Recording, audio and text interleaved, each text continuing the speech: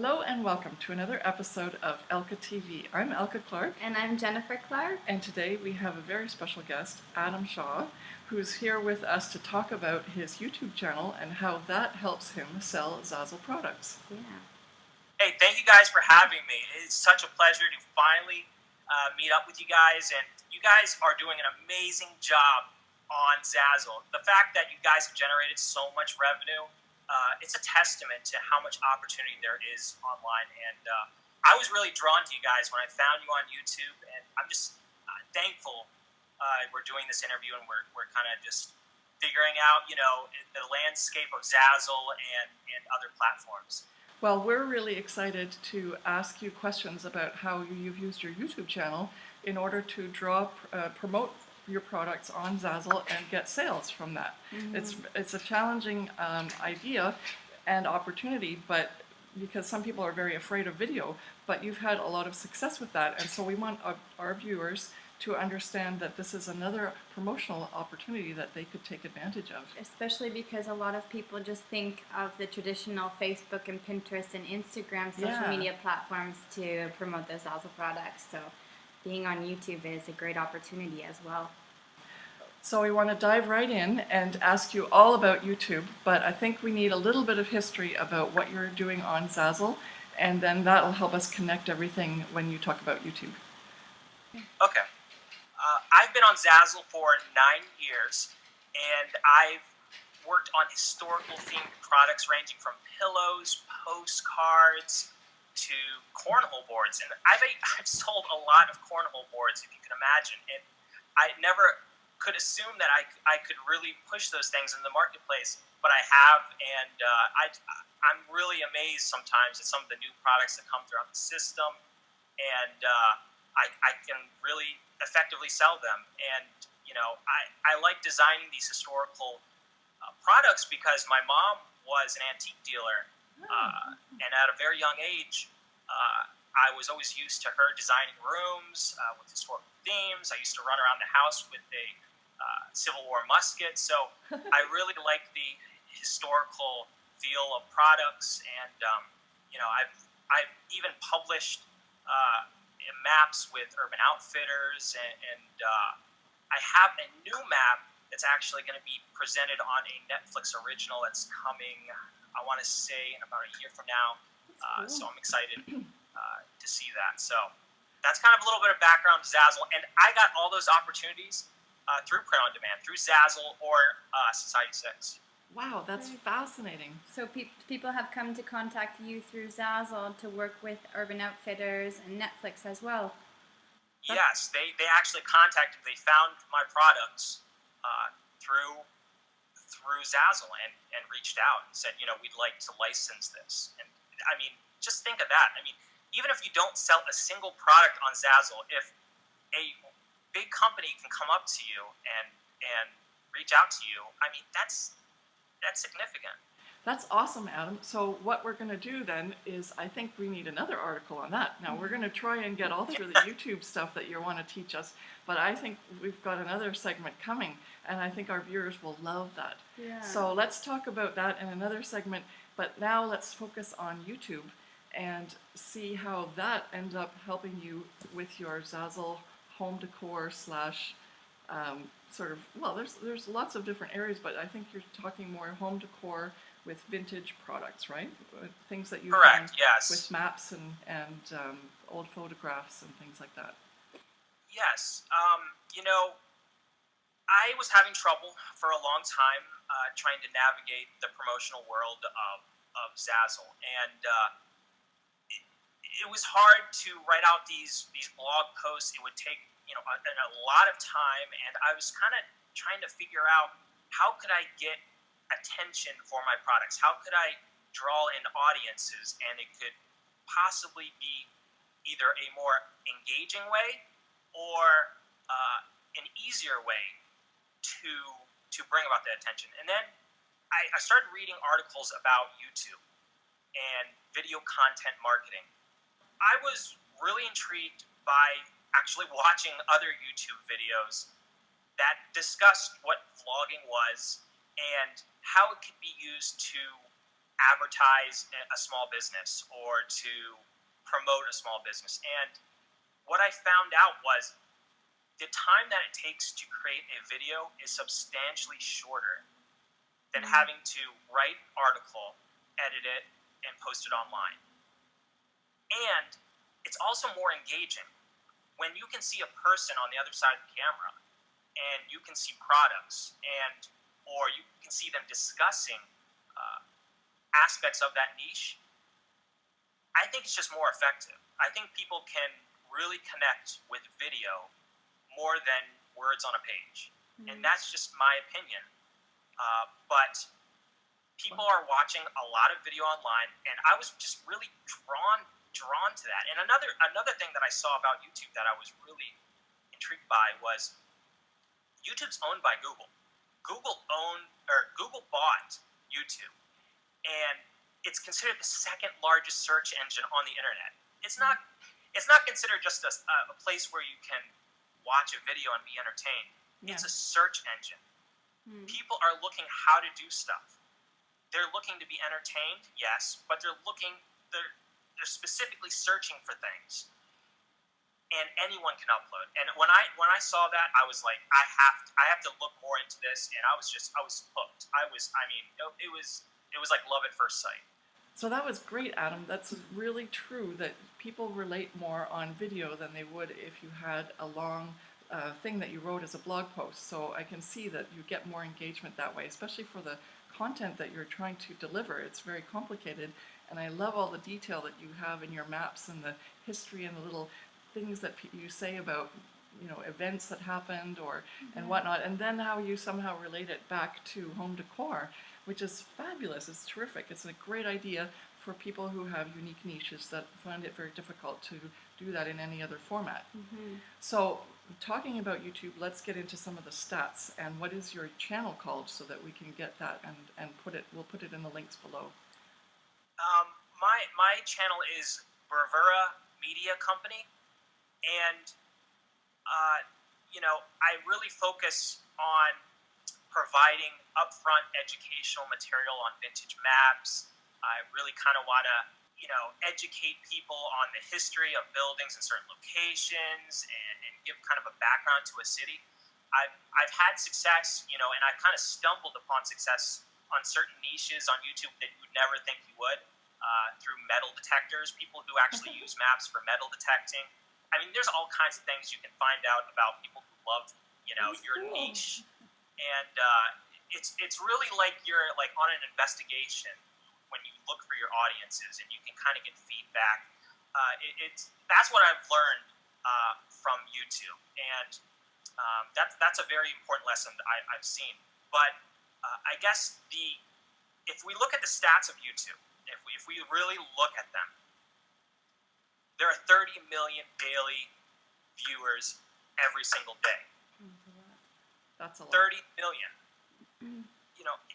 It's a really powerful engine, and the fact that people can watch a video, they can leave a comment, and then I can leave a comment on that comment, and then someone can come back and comment on that comment. Yeah. YouTube's not a search engine. It's also a piece of social media. It's both.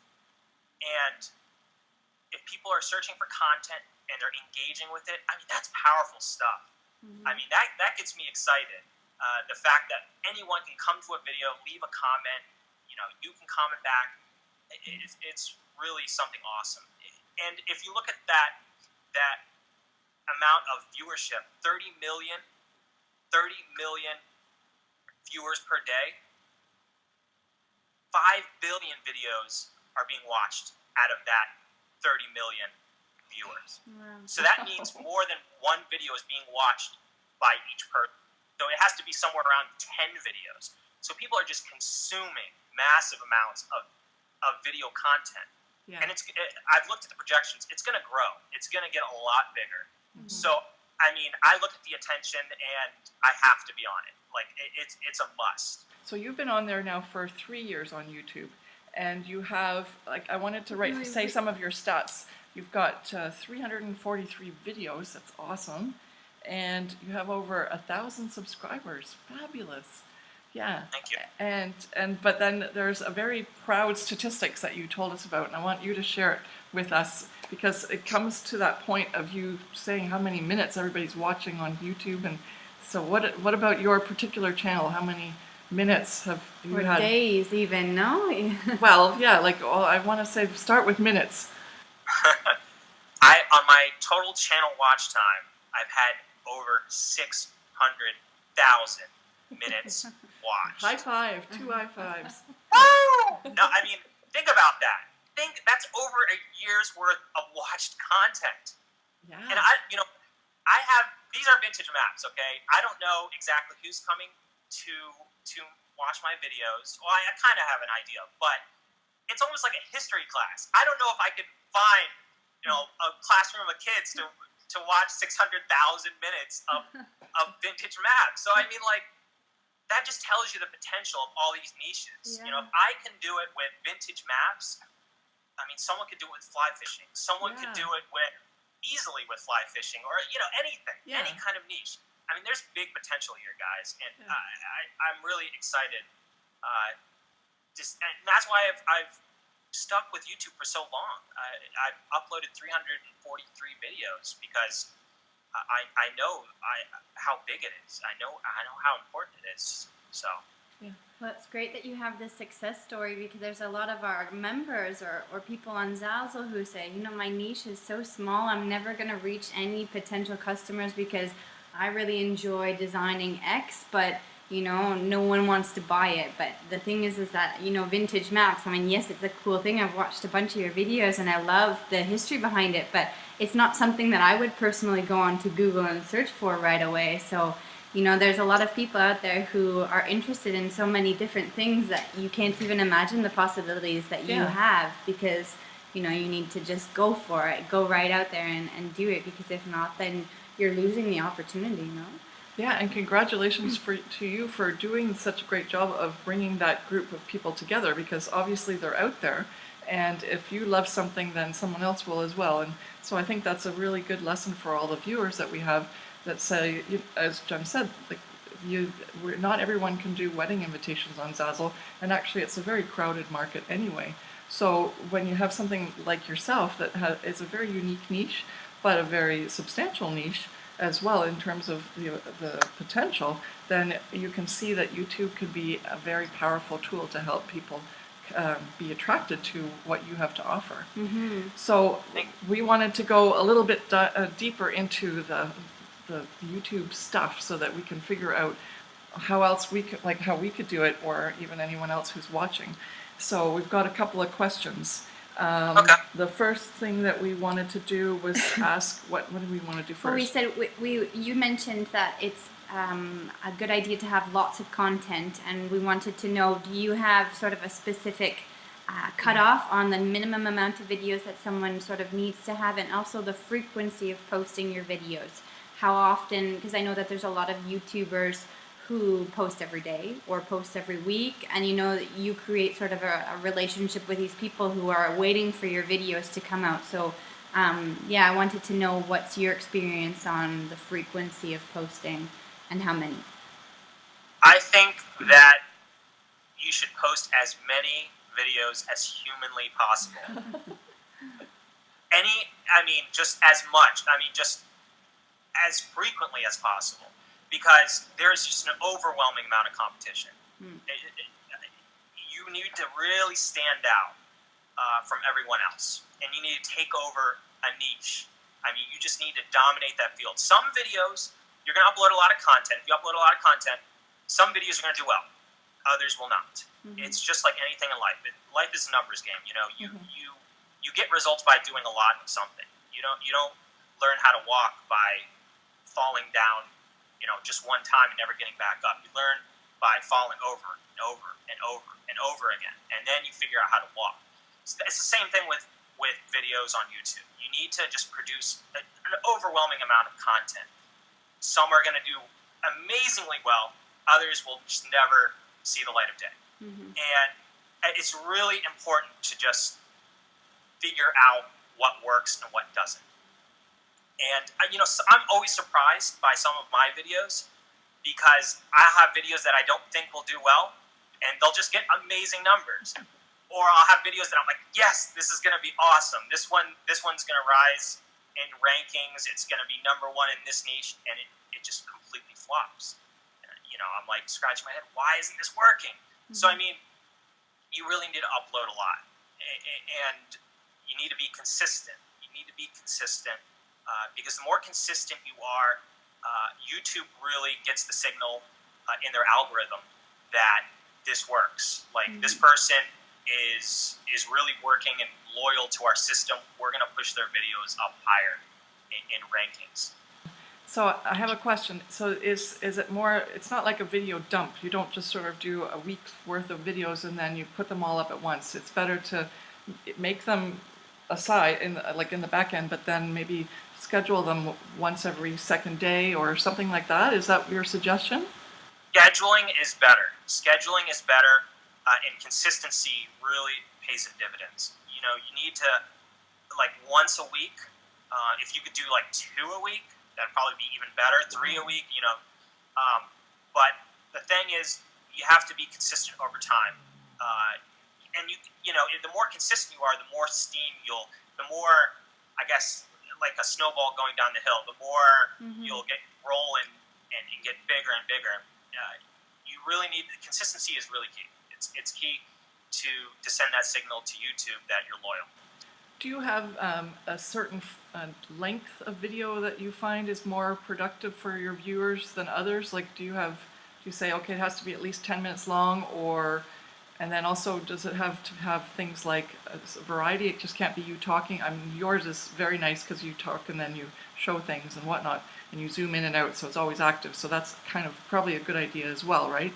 But length of time, can you speak to that? Like, in terms of what you think is a good combination of things to do for a video?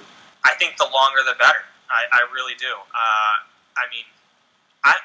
I'm not necessarily saying, make an hour-long video, but I think the magic number would be over 10 minutes. Okay. You go over 10 minutes, that's substantially larger than most YouTube videos that are already on there. The average YouTube video is probably around 5 to 7 minutes. The ones that do really well on YouTube are like 30 minutes long. Wow. Those videos, if someone watches 30 minutes of video content, that really adds to total channel watch time. And total channel watch time is a very important metric on the analytics of YouTube. So the longer, I guess the short answer is the longer the better. You can do anything you want, but the more time someone can watch a video, it's just better for your channel, for your videos overall. YouTube wants people to be on these videos mm-hmm. because they can sell ad revenue. It's built into their algorithm. So when someone watches a video for a long time, it tells them that A, the person likes it, mm-hmm. And because they like it, that gives YouTube opportunities to keep people on their system and to also sell ad revenue. So talking about content and viewer retainership and watching the videos for so long, how do you use your content in each video to educate, but then to somehow transition to sales? It's a delicate line. You can't. I had a problem with this when I first started my YouTube channel. I was trying to be pitchy. I tried to make info commercials. Hey, decorate your home with this vintage map. No one wants to be sold anything, especially on YouTube, because people are choosing what they want to watch on YouTube. They're not. That's like me turning on the TV and saying, I want to watch a Geico commercial. Yeah. It just doesn't work that way. People want to be entertained and educated. And when I realized this is a very important learning aspect of how YouTube works. When I learned that people want to be educated and I have vintage maps, it worked out like peanut butter and jelly. I knew that would work. I could teach people, the various historical aspects of that map, and they could really learn something. I really focused on how people could be educated on these topics. And what happened was, because I didn't ask for the sale. This is really important. I didn't ask for the sale, okay? I just wanted to give upfront value. I wanted people to have upfront value. And this is just, it's a big lesson in content marketing. I mean, we could do a whole nother video on this, but it really comes down to providing value to people, and they trust you, and then you build a relationship with them, and then they want to do business with you. What's really interesting is when people go out of their way to contact me. They send me an email and be like, I really like this map for even customization of Zazzle products. I've had people reach out to me like, I need a customized map tie for a wedding. Can I get this? And I'm like, yeah, of course. Like, you give upfront value. People reach out to you because they like you.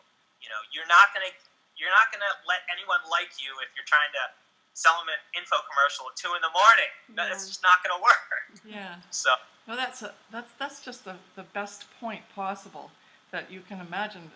And we have to all remember that, because we're basically always thinking sell on Zazzle, and we forget that the people on the other end want to buy from someone that they trust, or it's a name brand or something. And so you're creating yourself as an authority in this field, like, oh, you know, and not only that you're giving value, but that you have the ability to connect people with things where they can get certain products. And all of a sudden these, you know, Zazzle products, which are quite easy to make online, become so valuable to these people that they think it's this awesome thing that you've provided for them, and then and they're your customers for life.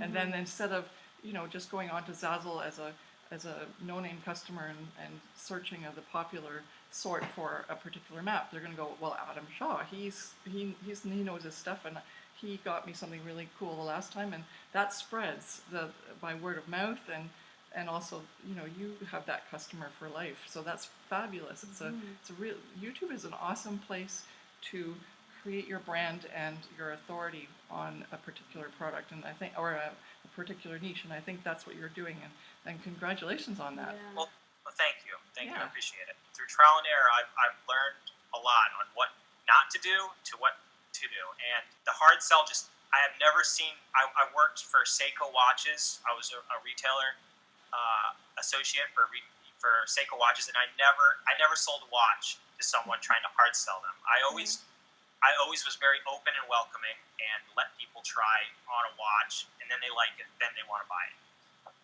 That's just, you know, I don't know why I didn't think of that when I started YouTube. I just thought, you know, this is a platform I can push and get sales, but I learned my lesson, and it's such a valuable lesson, and I'm glad to share this with your audience, because I think they can really, really use this information and really get exposure for their products. It's a huge tip. I think that's definitely one of the big takeaways from this video. It's been a really good learning for both of us as well.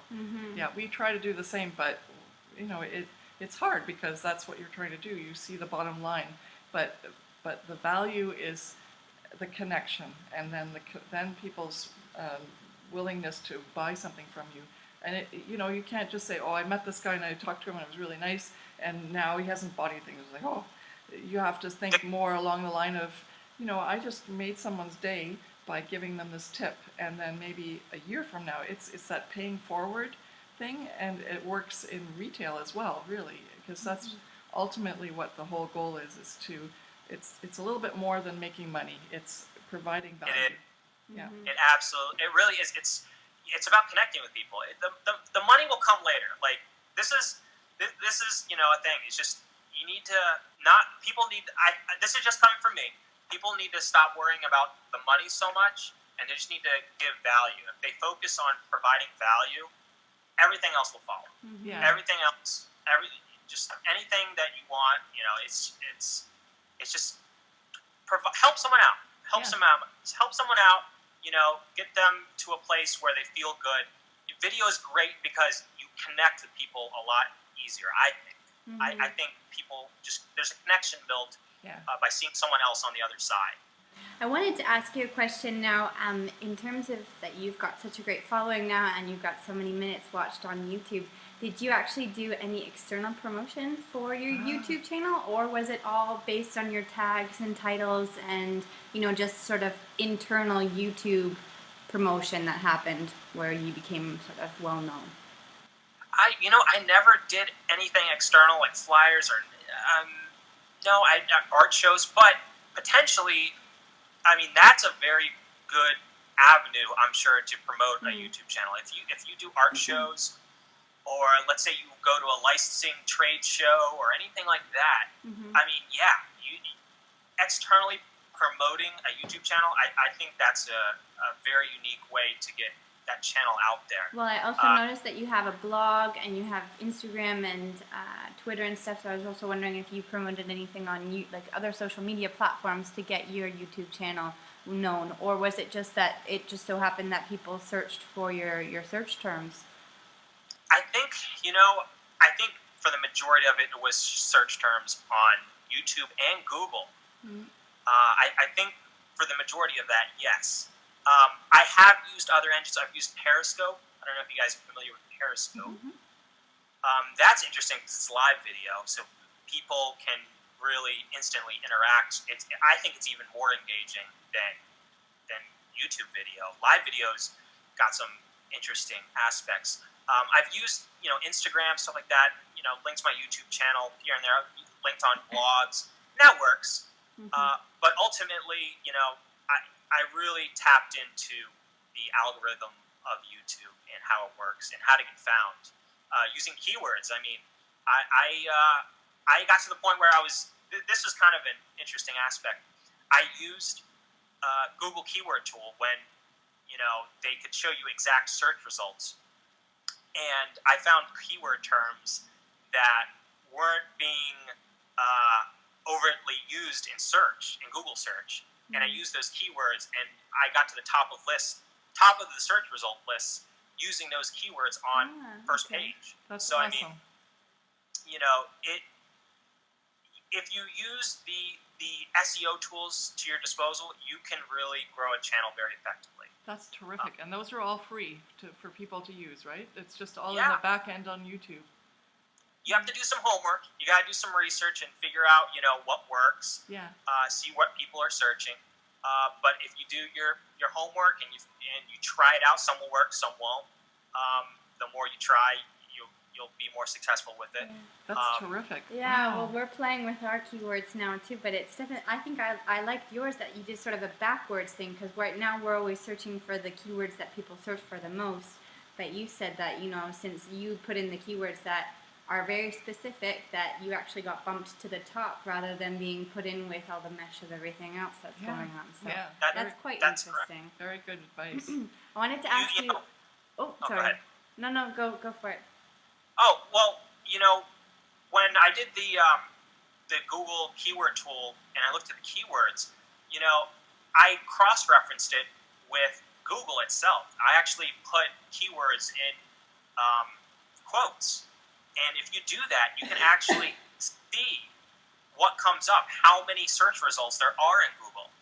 So then you can see what your competition is, how much it is. Yeah. So not only do you know that a search term is working and is really good, but then you can see what you're working against. And the less you're working against, the more you can rank that up, especially if it's a YouTube video. Mm-hmm. Because that'll pop to the top because Google wants you to stay on their videos. They want to sell ad revenue. Yeah. So that's, when you utilize that unique, way of figuring out keywords, that's gold. I think it's gold. Very cool. So. Very cool. Very powerful. Very powerful.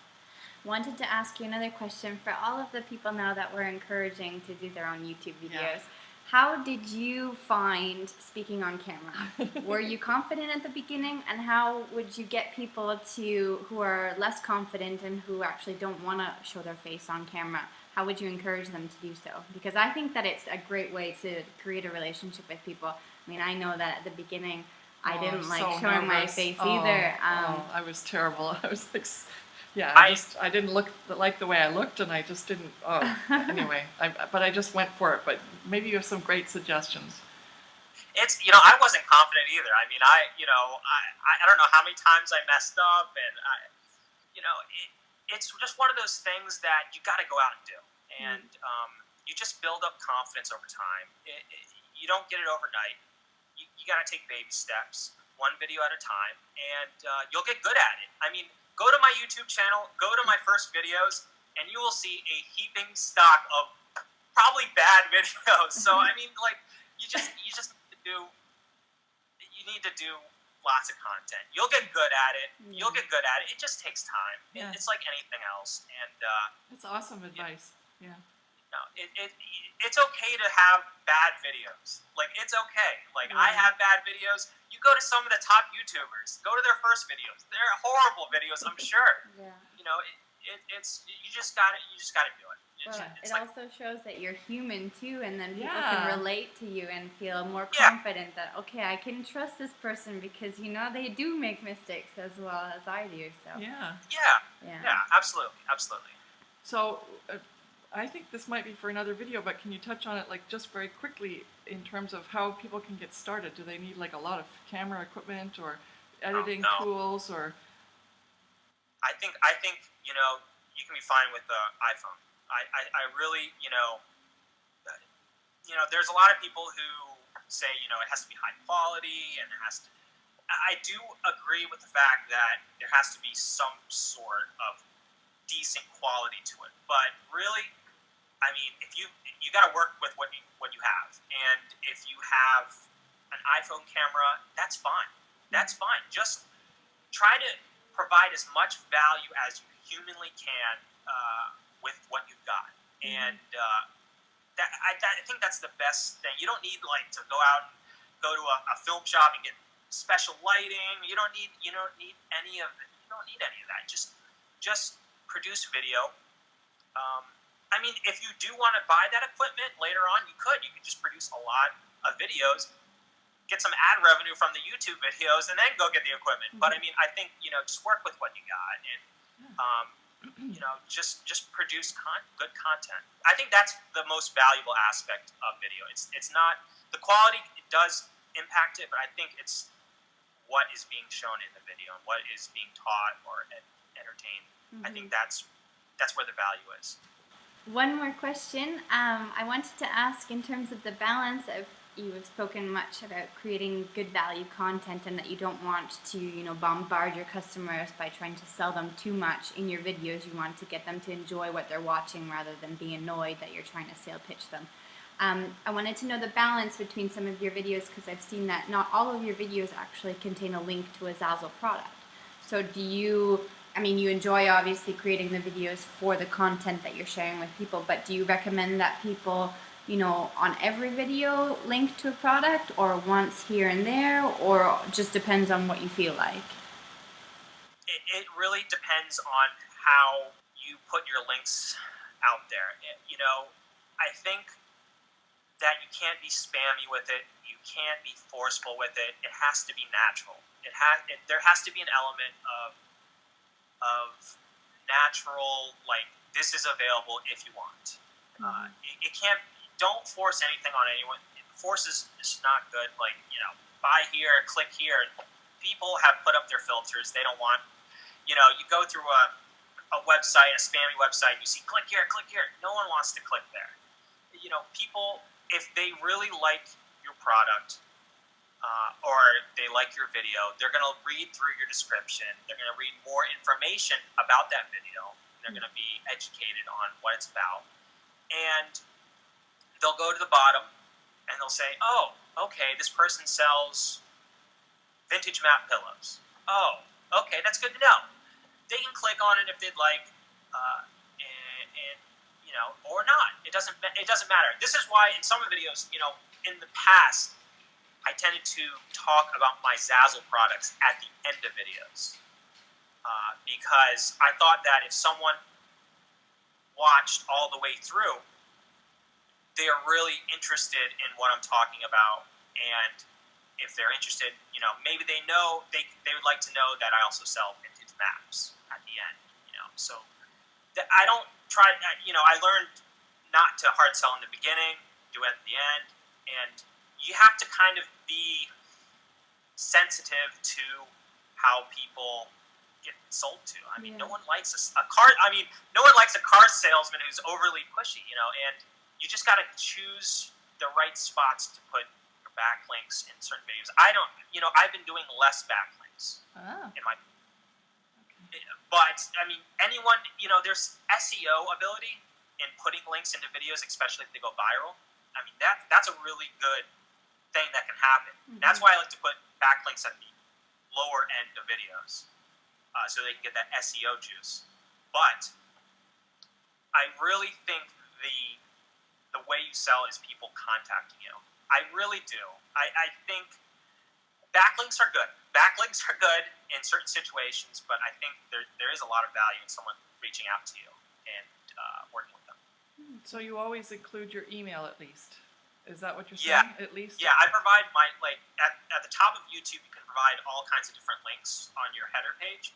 And I have my store, my different social media venues. I just list them all at the top, and I definitely have my store up there. I mean, that can definitely help SEO for your store. But I sometimes provide links in the description. I haven't lately. I'm more focused on building my channel authority. I think that's more important. Like, I kind of shifted my priority. The links help, though. The links definitely help for SEO. There's just no doubt about it. So you mentioned though that the links help in SEO, and I'm trying to understand that. Links because you're linking to another website, or like so that people will go through like the SEO portion of it. Is it because there's interaction and people are going to the other website? Is that what the benefit of that link is for SEO purposes, or how can you explain that a little bit more? Sure. Having that link on a YouTube video, essentially, so like let's say I have a product link from Zazzle on a YouTube video.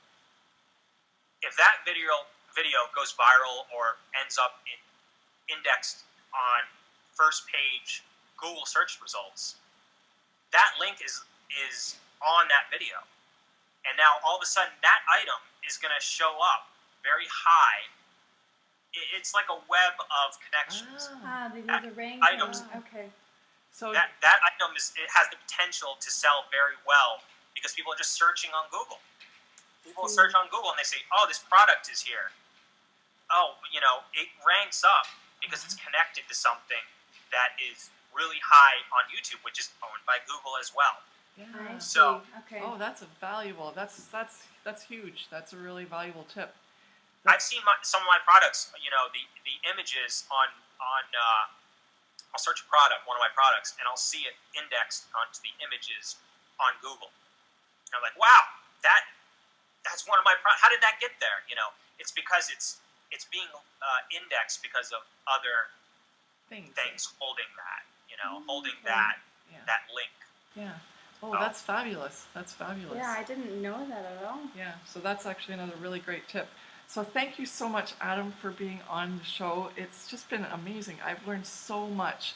You too, right? Yeah. Yeah, oh my definitely. gosh. And I hope our viewers have as well. And if you have, don't forget to comment down below with what you've thought about the video, as well as any questions you might have, because I think we're having Adam on at least for another segment. I'd love to hear more about it, and I'm sure everyone else would as well. Definitely. So thank you so much, Adam Shaw. His Zazzle URL is Alleycat Shirts, and his YouTube channel is Bravura Media Company. So be sure to check that out. We'll have a link below in our segment as well. We'll put it on the blog post, and look forward to reading all of the blog post information. Not everything that we covered in the video is on the blog post, so you get double whammy. So make sure you check out. If you want me to comment, also anyone who comments on this and has questions, I would love to work with them. So leave a comment on the video. I will come from my YouTube channel and I will answer any kind of questions. Provide anyone with value, so I'll add that into the mix. That's perfect. That's awesome. I'm sure everyone will be very happy to hear from the expert, which we're just learning. So that's why we had you on the show, because you've done an amazing job. You guys are doing great. See, Zazzle, you guys trust me. On Zazzle, you guys are doing pretty good. So I wouldn't hold you guys short, at all. So we're all working together, right, to help each other be successful. That's the main goal that we have, and I'm so glad that you've been able to share all this valuable information with us. So, Jen, do you have anything else? No, I just wanted to say thank you so much, Adam, for coming.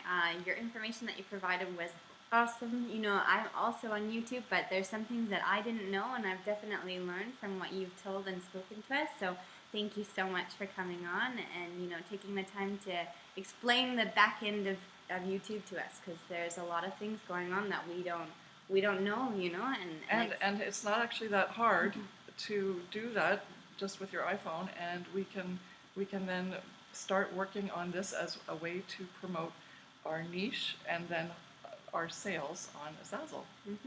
Well, thank you guys for having me on. You guys are really doing great, and I really, from the bottom of my heart, thank you for having me on. You guys have been excellent hosts. I mean, like the best hosts in this interview. So awesome. Thank you for having me. No problem. Please subscribe to our channel and definitely check out Adam's channel, Bravura Media Company. And yes, we will see you guys all soon. Thank you for watching this other segment of Elke Clarke TV.